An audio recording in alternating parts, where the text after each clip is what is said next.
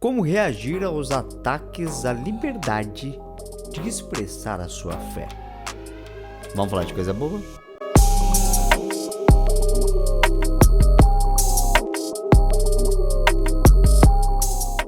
A paz de Cristo, meus amigos achadaianos, que alegria tê-los novamente aqui, dessa vez para apresentar esta obra fenomenal. Olha aí, que coisa linda!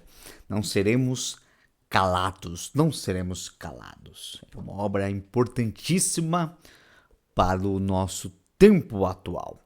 Já vou apresentar para vocês no detalhe, mas antes eu tenho que te pedir que se inscreva neste canal, que clique no sino, que dê um like, que comente o que você está achando desta bagaça, o que você gostaria de ver por aqui, por exemplo.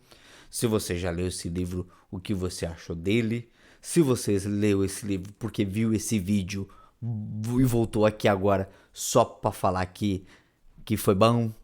Isso aqui é tudo importante pra gente, meu amigo. Feedback que é importantíssimo para que a gente melhore cada vez mais o nosso conteúdo. Não se esqueça de compartilhar com a galera. Isso vai demonstrar que você é uma pessoa muito boa, com certeza. Fechou? Combinado? Aqui nós temos uma obra da editora Trinitas com as suas 297 páginas de conteúdo. 297 páginas de conteúdo, que é um confronto. Na verdade, é um posicionamento. O que diz aqui na contracapa? Ó. A cada dia que passa, nossa nação se afasta ainda mais dos valores cristãos e dos princípios centrais de liberdade. É frustrante perceber que não podemos expressar as verdades bíblicas abertamente sem termos de enfrentar a condenação pública e temores de testemunhar a fúria e o vitimismo tomarem o lugar do respeito e do bom senso. Em meio a essas divergências, como você pode não só manter-se firmado na fé, mas também continuar a testemunhar de Jesus Cristo de maneira pública. Não seremos calados. Essa obra é dividida da seguinte forma, que nós temos o sumário, que é um sumário assim fenomenal, você vai entender. Por que você deve ler este livro? Nós temos aqui uma abertura, surpreendente resposta de Jesus. E aí os capítulos. Como chegamos até aqui? O exame das forças que buscam desmantelar os valores fundamentais que construíram os Estados Unidos da América.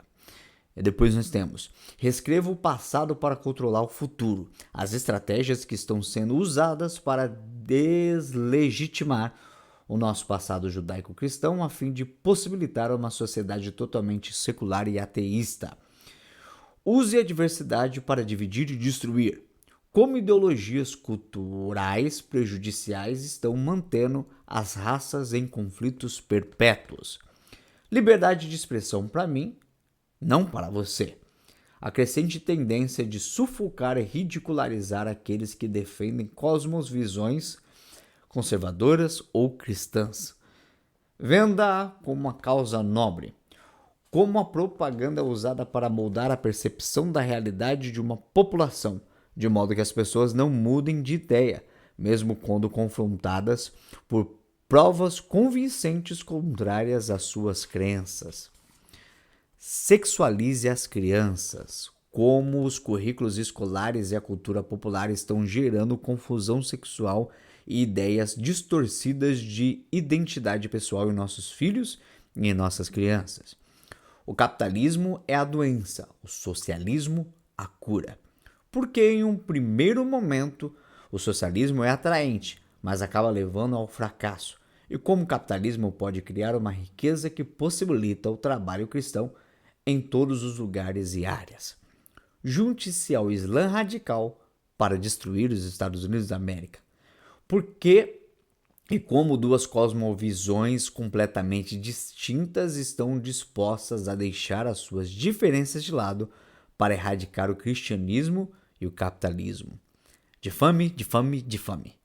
Como as divergências não são mais resolvidas atualmente com civilidade e respeito mútuos, mas por meio de ridicularização e acusações injuriosas. E por fim, ser vigilante e consolida o resto. Jesus, ao falar de uma igreja no Novo Testamento, dá uma advertência que pode se aplicar diretamente a nós hoje. E a sua avaliação é a única que importa. Você vai ver que os títulos, né, são títulos irônicos, né? O que eles fazem e a explicação embaixo, né, no subtítulo. Não é super interessante, super importante, super relevante para nossa época? Eu abri o vídeo falando sobre como reagir à tentativa, às ameaças, né, contra a nossa liberdade de expressão, de expressar a nossa fé. Aqui ele tem um capítulo especialmente para isso, e na página 128, onde ele intitula como resposta à igreja, eu quero ler alguns trechos para vocês entenderem como ele trabalha esse assunto. Muito bom. Erwin W. Lutzer. Este não é um tempo para almas tímidas. A coragem vem sem esforço quando estamos diante de quem concorda conosco. Porém, é mais difícil ser corajoso quando estamos sozinhos no meio de pessoas que querem nos destruir. A coragem atrás de um púlpito é uma coisa. Outra bem diferente é a coragem em uma reunião do Conselho Municipal. A coragem é de fato comprovada quando a ação, apesar de ser nula a possibilidade de recuo ou escape. A cultura tenta intimidar os cristãos de duas maneiras, melhor dizendo.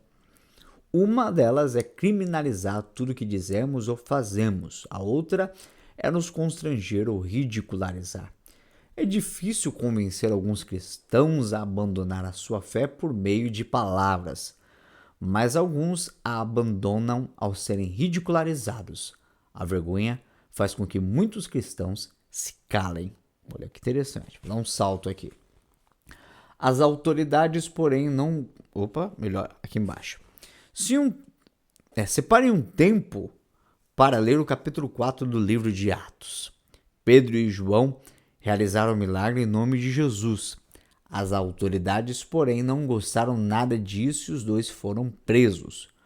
Quando lhes pediram que se defendessem, Pedro proclamou com ousadia que aquele milagre fora realizado em nome de Jesus Cristo Nazareno, a quem vós crucificastes.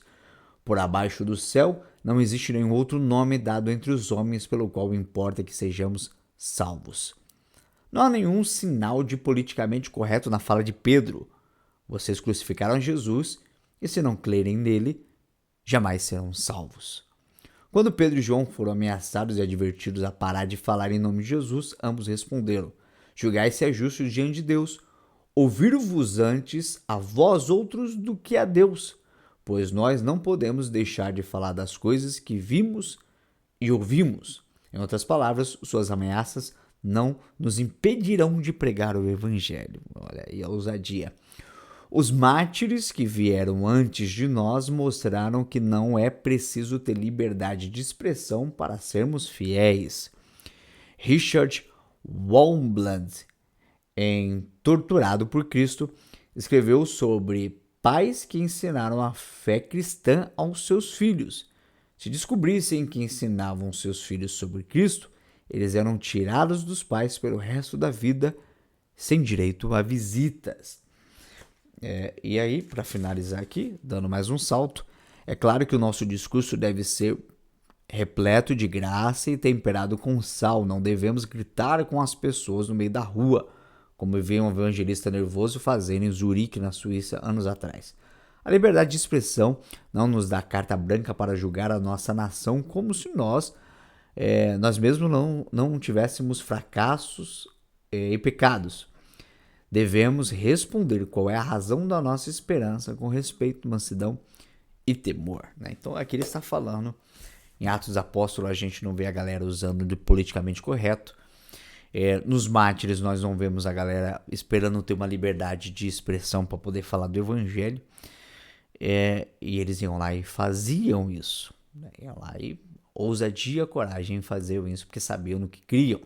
E por fim, ele conclui dizendo, esse trecho que eu li, sobre fazer isso com graça, mansidão. Não é sobre gritar com pessoas, ofender pessoas e querer, né, ser superiormente melhores que os outros, porque nós não somos.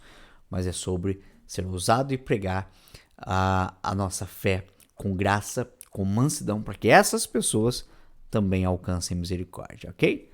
Top, né? Não seremos calados, né? É uma obra fenomenal, que se você quiser adquirir, aqui embaixo tem um link, aqui ao lado do QR Code, com cupom de desconto para você aproveitar bem o site da Livraria El Shaddai. Meu amigo, obrigado por estar aqui conosco mais uma vez e até a próxima.